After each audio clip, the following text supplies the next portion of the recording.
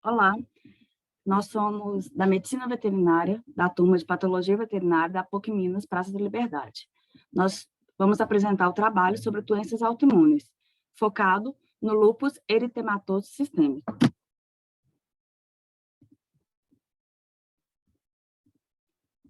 O nosso grupo é composto pela Luísa Filizola Carmo, Maria Ariadne de Almeida, Michele Couto Machado, Poliane Baldoino Ferreira, Stephanie Fialho Sodré, Thaís Diamantino Rezende. Professor Bruno Costa Silva. As doenças autoimunes, os mamíferos domésticos, são muito acometidos por uma grande leva de doenças autoimunes. O tratamento dessas doenças autoimunes, normalmente, envolve a supressão da lesão inflamatória destrutiva, com o uso de corticosteroides. A terapia também ela pode ser suplementada com drogas imunossupressoras.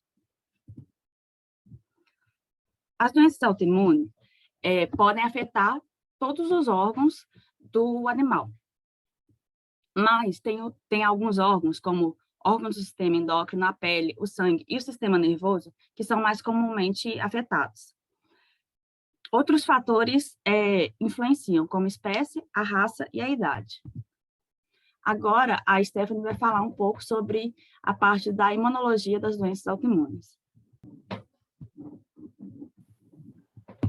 Olá, meu nome é Stephanie Sodré.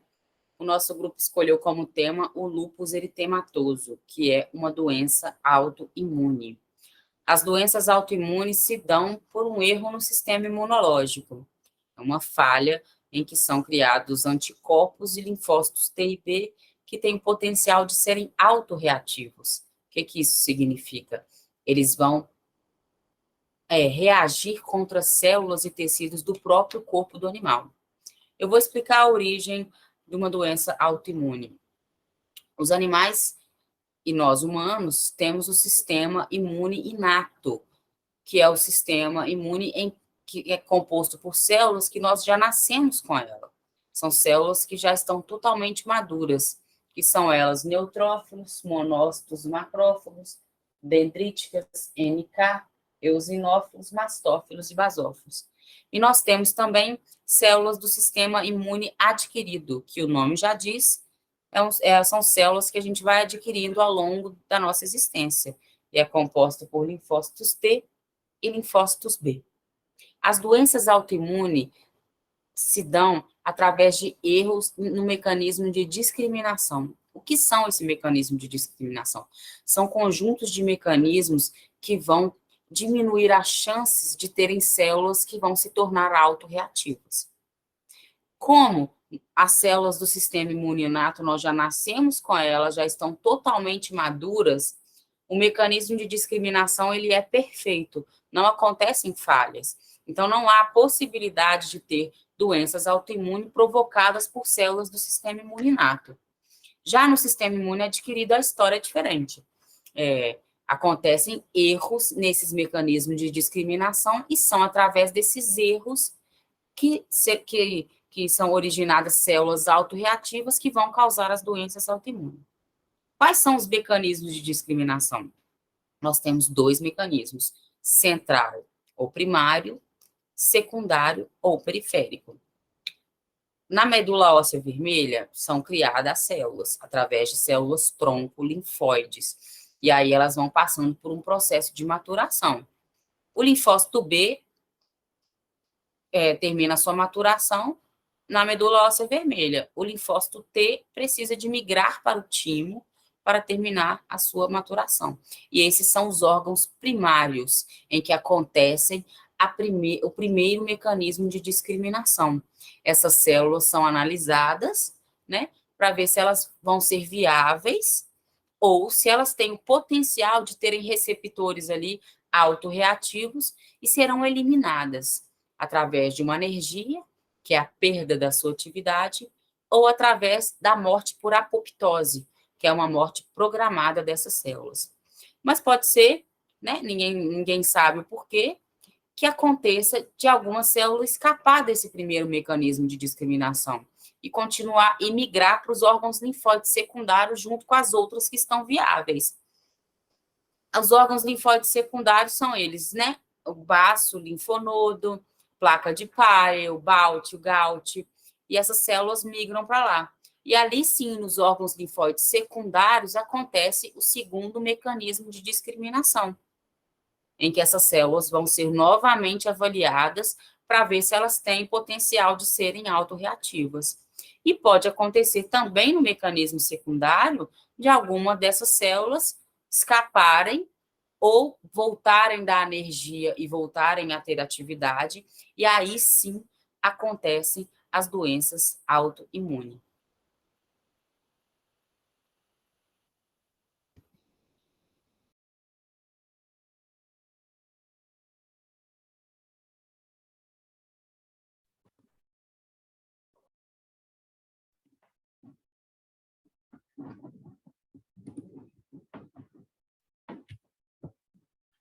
Agora, falando sobre os aspectos gerais das doenças autoimunes, elas são uma falha no sistema imunológico. Ocorre resposta contra a própria célula e tecidos do corpo. As causas são ainda indeterminadas, mas podem ser uma das possibilidades dessas causas da doença autoimune são genéticas, fatores químicos, infecções, vírus, malnutrição e até mesmo estresse. Algumas das principais doenças autoimunes na medicina veterinária são a artrite, trombocitopenia imunomediata, ceratoconjuntivite seca. A artrite, ela afeta as articulações, causa dor e redução da mobilidade. A trombocitopenia imunomediata, ela é ocasionada pela destruição das plaquetas. A ceratoconjuntivite seca, ela é a condição de olho seco do cachorro, do animal. Outras doenças de importância na medicina veterinária são a doença cerebral inflamatória, pênfigo foliáceo e a doença inflamatória intestinal. A doença cerebral inflamatória, ela acomete principalmente os cães da raça Toy. O pênfigo foliáceo são doenças, distúrbios imunológicos da pele. Já a doença inflamatória intestinal, ela produz uma inflamação crônica da mucosa intestinal. O nosso trabalho foca no lúpus eritematoso sistêmico. O lúpus eritematoso, ele é uma afecção imunomediata que tem a etiologia ainda desconhecida. Ele tem dois aspectos clínicos, o discoide e o sistêmico. O sistêmico que nosso trabalho irá focar.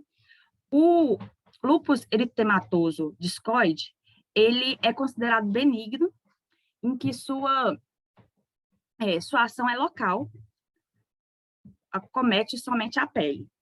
Já o lúpus eritematoso sistêmico, ele é considerado maligno e é disseminado pelo corpo todo.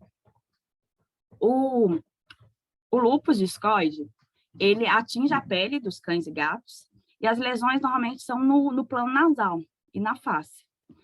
Aqui a gente está vendo, nessa imagem do lado direito, o cachorro com essas lesões na região do focinho, na face. Já o lúpus eritematoso sistêmico é uma doença multissistêmica. Ele tem a produção de vários autoanticorpos e atinge diversos órgãos, diversos tecidos diferentes. Meu nome é Ariadne, eu vou falar da importância do lúpus na medicina veterinária. É importante que tenha um diagnóstico investigativo, é importante que tenha sido feito um diagnóstico precoce, são necessários estudos, não é uma doença contagiosa. Então, a importância maior reside no fato que os estudos sobre a doença, eles dão indicativos que quanto mais cedo a doença for diagnosticada, menos complicações graves esse animal terá, tendo em vista que geralmente vários sistemas do organismo acabam sendo acometidos. Como que a gente, observando um animal, pode desconfiar do lúpus? Observar o animal quietinho, desanimado, perda de apetite, emagrecimento, lesões na pele que aparecem ou pioram após se expor à luz solar, vermelhidão nas curvas e na ponta do nariz, no formato também chamado de rasgo cutâneo, ele fica amuado, com dor nas articulações. Considerando que o médico veterinário, ele deverá sempre incluir essa doença no seu diagnóstico diferencial, mesmo apresentando baixa prevalência, pois quanto mais precoce for diagnosticada, maior o sucesso terapêutico e melhor será o seu prognóstico. E, sim, uma coisa a se levar em conta, não tem dúvida que a medicina veterinária ela evolui a cada dia. E no futuro próximo, certamente novos testes diagnósticos mais confiáveis, exames mais direcionados, mais específicos para os animais, serão desenvolvidos para diagnosticar precocemente a doença sem maiores dificuldades. É isso.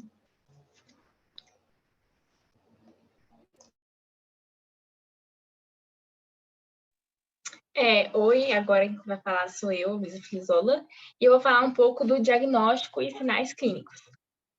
A primeira coisa que a gente tem que ter em mente é uma das coisas dessa que a Ariadne falou, que o diagnóstico do lúpus ele é bem complicado, ele é muito difícil e não tem exames e testes confiáveis o bastante para você diagnosticar o lúpus. O que acontece? Ele normalmente ele vai sendo deixado por último porque ele é diagnóstico de eliminação. Então, primeiro você vai fazer diversos exames para depois você chegar ao diagnóstico do lúpus. Então, para isso, você tem que fazer uma boa anamnese do animal, tem que estar com exames físicos e laboratoriais também, e exames específicos, que são o do anticorpo nuclear, que eu vou falar um pouco mais na frente. Mas o que a gente tem que ter em mente, principalmente, é que o lúpus, você não vai fazer um exame para lúpus, você vai descartar outras doenças para você chegar no diagnóstico da doença do lúpus eritematoso sistêmico. Essa questão da relação do sexo dessa idade é que a gente não tem discriminação por sexo. Por idade, existem alguns estudos que diz que é entre os 1 aos 11 anos, mas existem estudos que também diferem, então não está muito claro isso. E devido à variabilidade clínica e ampla, há o mimetismo de doenças. O que significa? Significa que o lúpus, às vezes, a clínica dele vai parecer com a clínica de outras doenças, e por isso também dificulta o diagnóstico. Os sinais mais comuns, como a Ariadne também tinha falado, é a febre, a proteinúria, que é a perda de proteína na urina, né? Anemia, doença cutânea, úlcera oral e poliartrite. Pode passar, Thaís. Isso, obrigada. E um dos exames laboratoriais. Nós temos o teste da FAM, que vai ser a mesma coisa, sinônimo do ANA, né?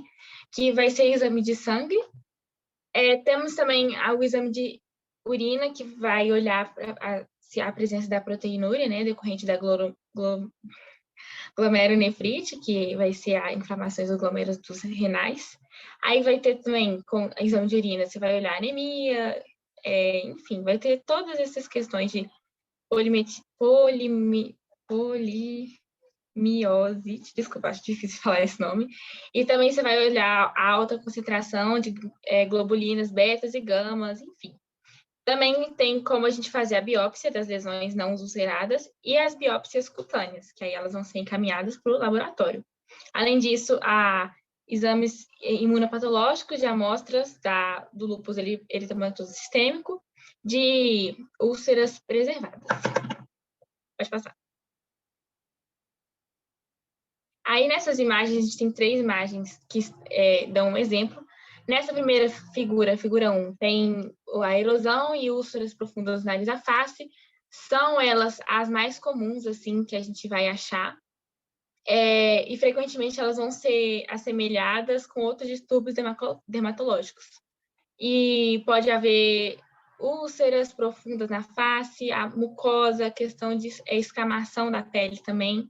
Essa segunda figura está mostrando o palato, né, do cachorro, que vai ser o lúpus eritematoso sistêmico, corazão no palato duro e a junção mucocutânea. E essa terceira foto é uma mostrando os coxins dos cães, com essa crosta também mostrando, a gente consegue ver descamação, que são alguns dos sinais clínicos do lúpus. Pode passar. Aí a questão, de novo, da avaliação laboratorial vai ser do diagnóstico, né? Só para frisar aqui direitinho. A hematologia, hematológica, renal, atividade inflamatória, aí os exames complementos, que vão ser diversos exames juntos, né? O teste da FAM, os órgãos envolvidos, o estudo de anticorpo, e também vai ter a questão do acompanhamento. Pode passar.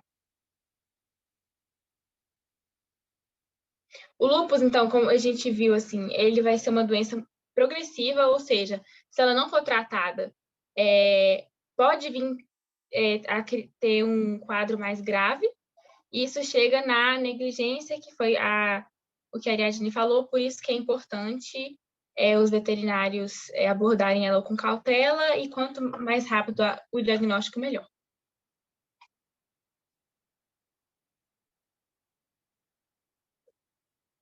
Bom, como já havia dito, né, como já tem dito aí, é que não se sabe a causa da doença.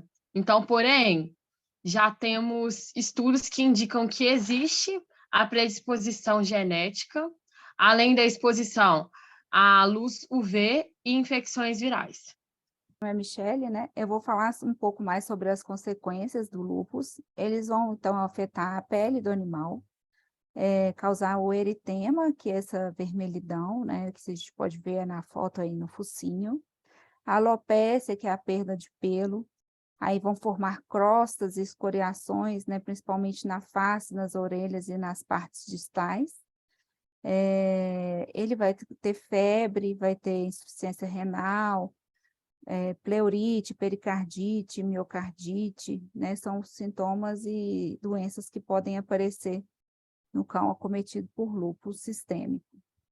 Pode passar. Raiz. E o lúpus, ela é uma doença progressiva, né? Ela começa a doença aos poucos e vai progredindo a doença, né? E vão acometendo os órgãos, então, se você não recebeu, o animal não recebeu o tratamento adequado, pode complicar bastante. Mas na maioria dos casos, quando tem tratamento, assim, com medicação e tal, pode ocorrer a remissão da doença. Uma das complicações, né, pode ser a anemia hemolítica, a glomerulonefrite e a septicemia bacteriana. Pode passar. E o prognóstico, né, no caso da septicemia, é desfavorável. E da doença em geral, ele é mais reservado, que a probabilidade de melhora da doença é pequena, mas que as remissões são comuns se tiverem um tratamento mais intensivo. E os achados na necrópsia, né, que a gente pode encontrar, é a glomerulonefrite, né, que a gente pode ver nessa imagem aí, é mais à direita, a anemia hemolítica e a septicemia bacteriana.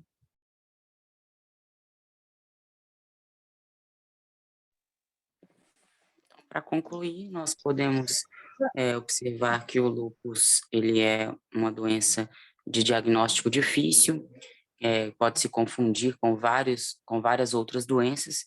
Então, para o tutor, ele tem que se ater ao comportamento do animal, tem que fazer os exames laboratoriais, tem que fazer testes sanguíneos e testes de pele. O lúpus não tem cura, né, com todas as doenças autoimunes. Os sintomas são controlados através de medicamentos sugeridos pelo médico veterinário, né, suplementos vitamínicos e radiação.